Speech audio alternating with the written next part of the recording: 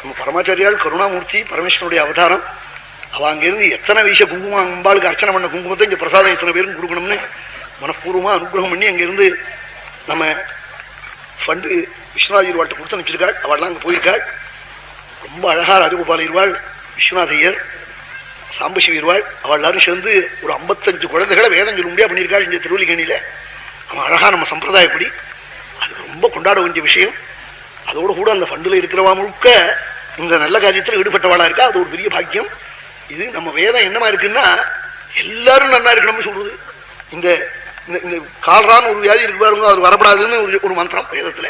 இது வேற பாராயணம் இப்ப கோவில்ல பண்ணிருக்காளே அந்த மந்திரத்தையும் சேர்த்தான் பாராயணம் பண்ணிருக்காருன்னு.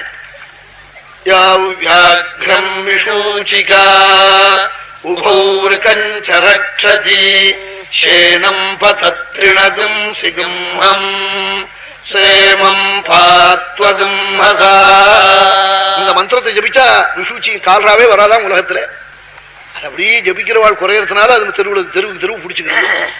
நடுப்புற இந்த 2 மழை பெய்யலாம் நடுக பிடிச்சுட்டு இருக்கும்னே என்னெல்லாமோ. நல்ல மழையா பெஞ்சு அப்படி எப்படி ஆபத்தை நிவர்த்தி பண்ணிருக்கு. தெய்வத்தை அப்படியே பஜிக்கணும். பலஸ்ருதி கடைசியில் சொல்ல போறேன், எல்லாரும் கேட்டுட்டு போகணும். இப்ப மேல பட்டாபிஷேகம் நடக்க போறது.